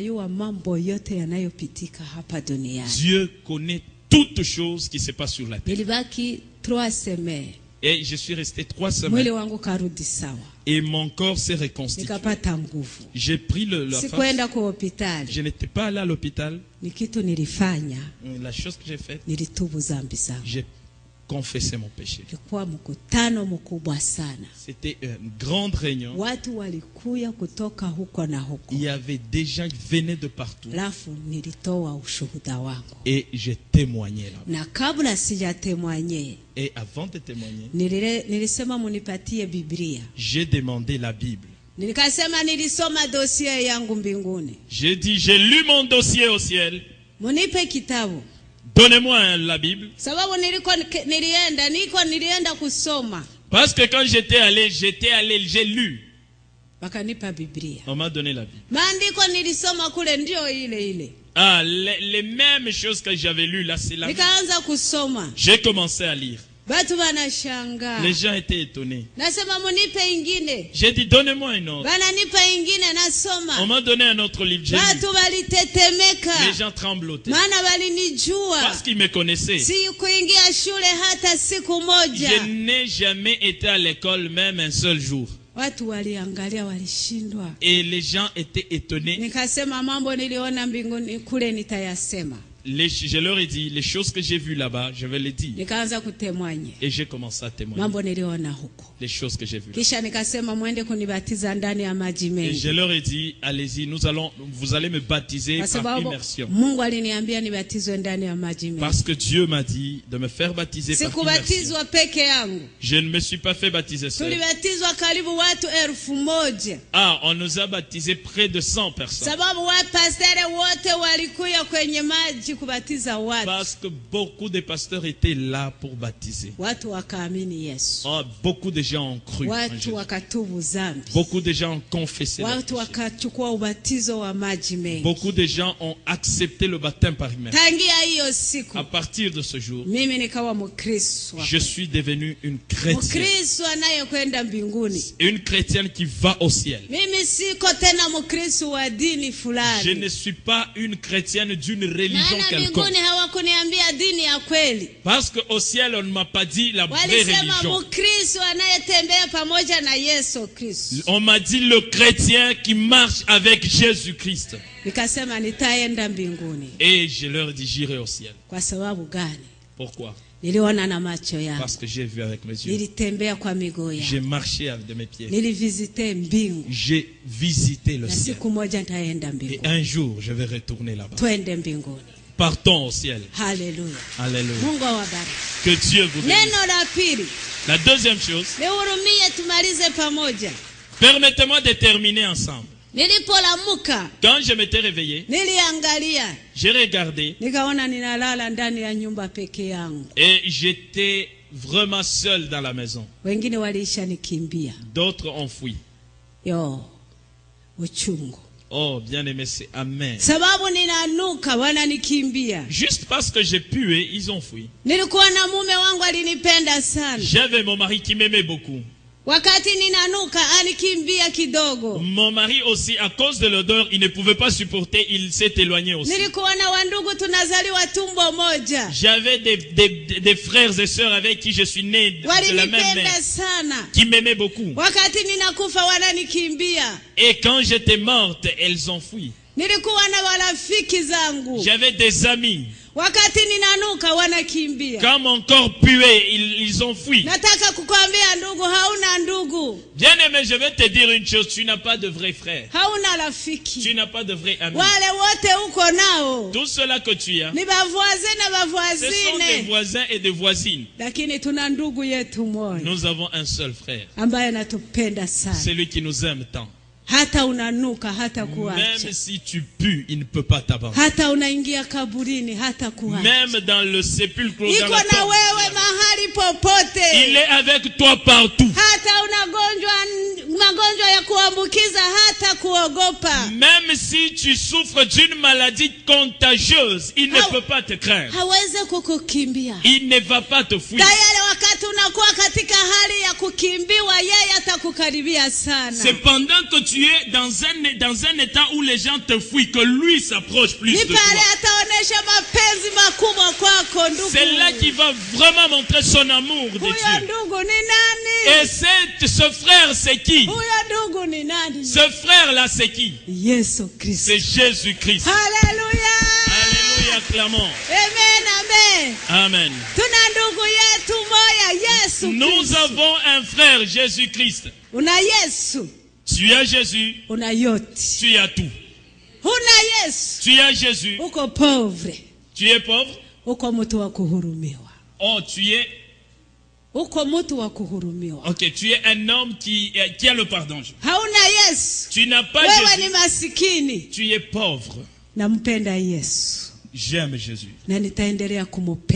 Et je continuerai à l'aimer. Je vais continuer à répandre ton Et si tu étais là, tu ne le connaissais pas. Je te demande de le connaître. La Bible dit que c'est lui le chemin, la vérité et la vie. Et si tu veux le voir, tu le verras. Le ciel existe. Le saint ira au ciel. Que Dieu vous bénisse. Tu veux aller au ciel? Wangapi wanataka kwenda mbinguni? Combien veulent aller au ciel? Nous manifestons. Mkono wako juu. Haleluya. Simama tuombe Mungu pamoja. Tu vas juste te lever, on va prier ensemble. Mungu akubariki. Que Dieu te bénisse. Alléluia. Haleluya. Rine ture shere mere kidekre. Haleluya. Tunaenda kuomba Mungu. Nous voulons prier. Napenda muimbe waimbaji nyimbo kidogo. J'aimerais qu'on commence une musique douce. Haleluya. Tunataka kuomba Mungu. Nous voulons prier. Mungu yuko. Dieu est là. Biblia inasema. La Bible dit. Mungu hajabadilika. Dieu n'a pas changé. Yeye yule jana leo na hata milele. Il est le même hier, aujourd'hui et éternellement. Amen. Amen. Haleluya.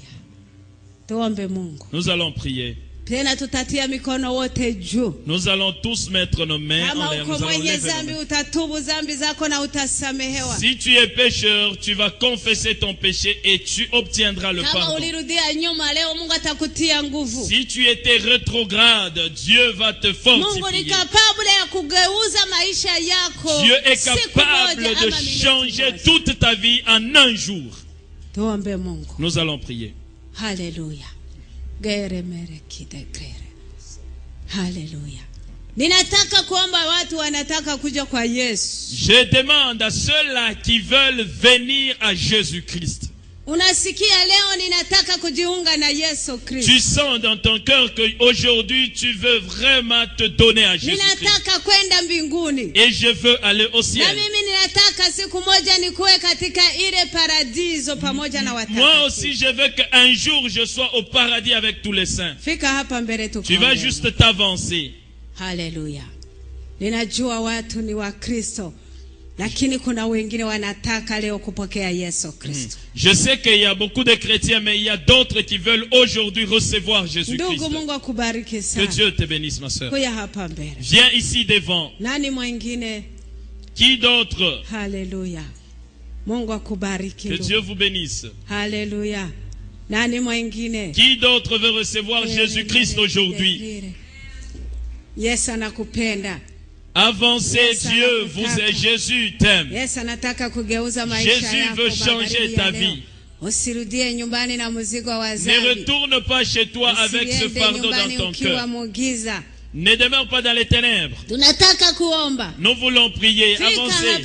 Avancez ici devant. Que Dieu vous bénisse. Alléluia. Haleluya. Nani mwingine tunataka kuomba? Nous voulons prier. Haleluya. Kuya haraka. Avancez rapidement parce que nous voulons prier. Que Dieu vous bénisse. Que Dieu vous bénisse. Nani mwingine anataka kuja? Qui d'autre veut venir? Haleluya. Alléluia. Et aujourd'hui c'est ton jour. Jésus-Christ t'aime. Dieu veut faire quelque chose de nouveau dans ta vie. Avance, nous voulons prier pour toi. Que Dieu te bénisse. Nous n'avons pas beaucoup de temps. Mais seulement je veux encore demander. Certainement tu étais chrétien. Et tu as rétrogradé. Aujourd'hui tu veux retourner réellement à Dieu. Tu vas juste mettre ta main en l'air. Nous voulons demander que Dieu te donne la force. Que Dieu te donne l'esprit. Mets seulement ta main en l'air, toi qui es rétrograde. Dieu va t'aider. Dieu va t'aider. Mets seulement ta main en l'air. Que Dieu te bénisse. Viens aussi devant rapidement. On va prier pour toi. Toi qui étais rétrograde, viens aussi devant, on va prier pour toi. N'aie pas honte. Ne crains pas. Même si tu venais à l'église, mais tu sais que ta vie n'était pas avec Dieu. Et aujourd'hui, Dieu veut changer ta vie. Ne crains pas un homme. Regarde si tu es en Christ. Que Dieu te bénisse, bien-aimé. Nous voulons prier pour toi. Tu auras une nouvelle vie. Alléluia. Alléluia. Alléluia. Nous allons prier. Neno la tatu. La troisième chose. Uko mkristo. Tu es chrétien. Ulibatizwa maji kidogo. Tu as été baptisé juste avec de gouttes d'eau. Hauyafanikiwa kuingia ndani ya maji mengi. Et tu n'as jamais été baptisé par immersion. Lakini ulisikia ubatizo ya kweli. Mais tu as écouté le vrai baptême. Unataka kubatizwa ndani ya maji mengi. Et tu veux être baptisé par immersion. Ubatizo wa Bwana Yesu Kristo. Le baptême de Jésus-Christ. Unapenda? Tu le veux. Kama unapenda nyorosha mkono wako. Si tu le veux, tu lèves aussi ta main. Haujabatizwa ndani ya maji mengi. Toi, tu n'as pas encore fait le baptême par immersion. Nyorosha mkono wako. Tu peux aussi lever ta main. Alléluia. Tu n'as pas encore reçu le baptême par immersion, tu lèves aussi ta main. Alléluia. Nyorosha mkono wako. Lève ta main. Usiangalie aliye karibu na wewe. Ne regarde pas celui qui est à côté de toi. Regarde à Jésus-Christ qui est mort pour toi. Et celui qui a ta vie. Unataka kubatizwa ndani ya maji mengi. Et tu veux être baptisé par immersion. Nyorosha mkono wako. Lève ta main. Alléluia. Naona mikono pale. Et je vois aussi des mains. Kuya mbele tuko. Tu vas venir, on va prier aussi. Mungu atakusaidia Dieu ili va uingie t'aider. katika mapenzi ya Mungu. Et que tu rentres dans la volonté de Dieu. Kuya tuombe pamoja. Viens, on va prier ensemble. Mungu anataka kutakasa kanisa lake. Dieu veut laver son Mungu église. anataka kufanya kazi katika nyumba. Dieu veut faire quelque chose. Kuya uingie katika mapenzi ya Mungu. Viens et entre dans la volonté de Dieu. Kubatizwa ni mapenzi ya Mungu. Être baptisé, c'est la volonté de Dieu. Maana Yesu aliambia Yohana. Et Jésus a dit à Jean. Mola, ninapaswa kubatizwa kusudi nitimize mapenzi ya Baba yangu. Il faut que je sois baptisé pour accomplir la volonté de mon Père. Si kubatizwa sio ishara tu, kubatizwa ni lazima ubatizwe kwa sababu ni amri ya Mungu. Ce n'est pas seulement un devoir, mais c'est important parce que c'est la volonté de Dieu. Tuombee watu. Nous allons prier pour les gens. Mungu awabariki. Que Dieu vous Kama bénisse. uko na wewe ukuye. Si tu es là encore, tu vas venir. Non, on n'a pas encore fermé la porte. La porte est encore ouverte. Et aujourd'hui, c'est ton dernier jour. Tu ne sais pas le lendemain, c'est quoi qu'il te réserve. Et le temps, quand ton temps sera accompli, tu seras appelé, tu partiras. Arrange ta vie alors que tu es encore sur la terre. Nous levons juste nos mains. Nous allons prier. Vous qui êtes restés, vous tendez vos mains ici devant. Vous tendez vos mains ici devant vous qui êtes restés dans les bancs, dans les chaises. Et nous allons prier pour nos bien-aimés. Alléluia, tu es un Dieu de miracles. Alléluia, Dieu, au nom de Jésus-Christ. Seigneur, nous prions pour ces bien-aimés qui sont devant toi. Seigneur, notre Dieu, ils veulent réellement rester avec toi, oh Dieu. Seigneur, notre Dieu, pour eux, au nom de Jésus. Tu aimes, Seigneur, réellement, oh Dieu, les pécheurs. Tu as été à la croix, Jésus, pour que nous soyons ressuscités. Seigneur, nous les remettons entre tes mains. Oh, nous disons, Jésus-Christ, que tu les reçoives et que tu écrives leur nom dans le livre de vie. Et que tu les mettes dans ton sein. Là où le diable ne peut atteindre. Parce que là-bas, et que tu enlèves leur nom dans les livres de mort. Et que tu mettes leur nom dans les livres de vie. Et que tu les remplisses de l'autorité de l'Esprit. Au nom de Jésus-Christ, qu'ils changent. Qu'ils être changés. Qu'ils soient remplis de la puissance du Saint-Esprit. Et qu'ils puissent marcher dans ta volonté. Merci parce que tu as dit. Ce que je te demande, au nom de Jésus-Christ, si nous avons la foi, nous croyons que tu as fait. Oh, que la gloire te revienne. À partir d'aujourd'hui éternellement, au nom de Jésus-Christ, nous avons ainsi demandé. Amen. Amen. Nous acclamons très fort pour le Seigneur. Alléluia. Alléluia.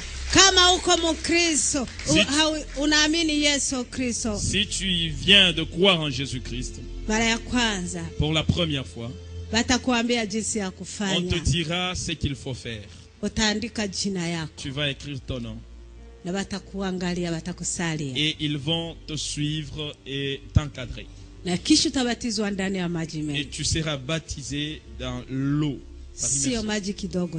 Ce n'est pas des gouttes d'eau qu'on verse sur la tête. Que Dieu vous bénisse.